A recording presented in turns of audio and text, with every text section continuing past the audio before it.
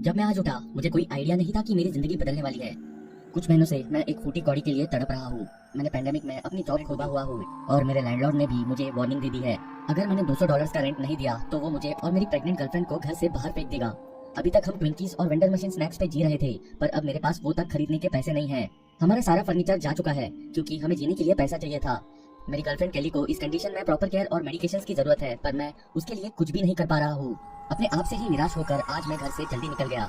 अब मैं सड़कों पे पैसे कमाने की अपॉर्चुनिटी ढूंढ रहा हूँ ताकि मैं घर से निकाला ना जाऊँ, पर किस्मत शायद साथ नहीं दे रही। मैं थक चुका हूँ। मैं बता सकता हूँ मुझे कल रात से बुखार भी है। 3 घंटे चलने के बाद जब मुझे कोई आशा की किरण नहीं दिखी, मैं फुटपाथ पे बैठ गया।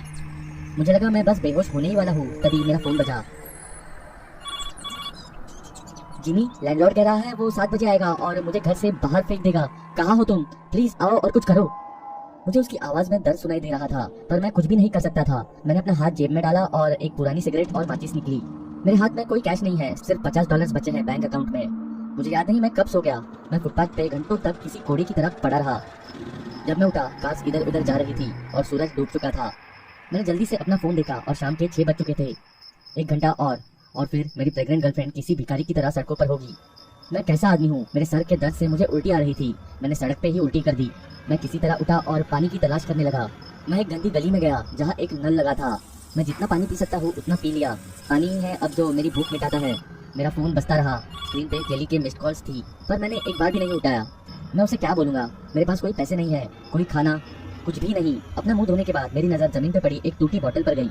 हाँ, यही एक तरीका है। अब मैं ये दर्द और नहीं सह सकता। ये सही रहेगा कि मैं अपनी जान लेके छुटकारा पा लूं। मैंने बोतल को तोड़ा और ग्लास का पीस उठाया। मैंने अपने आप से कहा, एक गहरा घाव और मेरी सारी परेशानियां खत्म। अब यही एक तरीका है। मैं उस अंधेरी गली में बैठा और लास्ट सिगरेट जलाई। वो कुछ अजीब सी लग रही थी, पर बेगर्स कांट बी चूजर्स, है ना? और वैसे भी इस सिगरेट को खत्म करने के बाद मैं वैसे भी अपनी कलाई काटने वाला हूँ, तो क्या ही फर्क पड़ता है। पर केली का क्या होगा? वो मेरे बिना सड़कों पर कैसे रहेगी?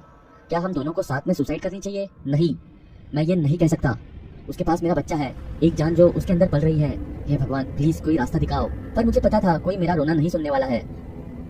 मुझे याद है कि कैसे मैं अपने कॉलेज के दिनों में डार्क वेब सर्च किया करता था और बस ऐसे ही स्मोक करता था। मेरे फोन में अभी भी टॉर ब्राउजर है, पर अब बहुत टाइम हो चुका है जब मैं वहाँ लास्ट गया था। बिना कुछ सोचे मैंने टॉर ब्राउजर खोला और ये पुरानी आदत फिर शुरू कर दी। मुझे नहीं पता था मैं वहाँ क्या ढूंढ रहा था, पर मेरे दिमाग में कोई कहता गया कि मुझे मेरा सॉल्यूशन वही मिलेगा। 10-15 मिनट सर्च करने के बाद साइड में एक ऐड पॉपअप हुआ। छुटकारा चाहते हो? हिटमैन को सिर्फ $50 में हायर करो। मुझे नहीं पता मेरे अंदर क्या आ गया था, पर मैंने उस पर क्लिक कर दिया। जब तुम डिटेल्स भर के पेमेंट कर दो तो हिटमैन खुद ही आपको कांटेक्ट करेगा। मुझे एक रास्ता दिखा। मैं केली को इस दुष्ट दुनिया में स्ट्रगल नहीं करने दे सकता। अपने जाने के बाद उसका भी मेरे जैसा कोई नहीं है और मैं उसके पास ये सुसाइड का आइडिया नहीं लेके जा सकता। मुझे बस अब हिटमैन को हायर करना था ताकि वो मेरी गर्लफ्रेंड को इस खून चूसने वाली दुनिया से मुक्त कर सके। मैंने डिटेल्स भरी, अपने घर का एड्रेस दिया। मेरे हाथ कांप रहे थे जब मैं अपने प्यार और होने वाले बच्चे के लिए मर्डरर बुक कर रहा था। मुझे जितना चाहे जज कर लो, पर मेरे पास और कोई चारा नहीं था। जैसे ही मैंने पेमेंट की, स्क्रीन पे एक मैसेज आया, हिटमैन तुम्हें 1 सेकंड में कांटेक्ट करेगा। याद रखो, एक बार ये डील हो गई और फोन कटा, there is no turning back. Well, अब मैं क्या वापस जाऊंगा ना?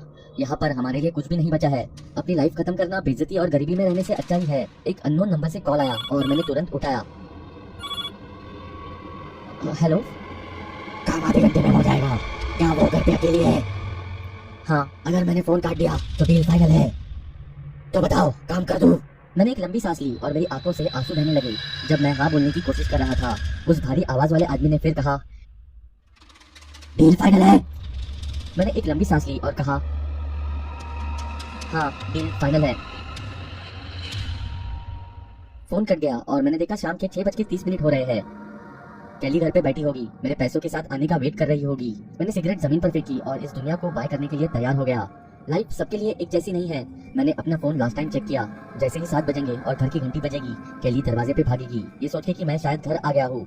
बेचारी केली, उसको ये पता भी नहीं होगा कि दूसरी तरफ मौत उसका इंतजार कर रही है। मैंने अपने आंसू पोंछे और उस कांच के टुकड़े से अपना हाथ काटने को तैयार हो गया कि तभी मेरा फोन फिर से बजा। पर इस बार वो कॉल मेरे बैंक से था। कंफ्यूजन में मैंने फोन उठाया और कहा, हेलो।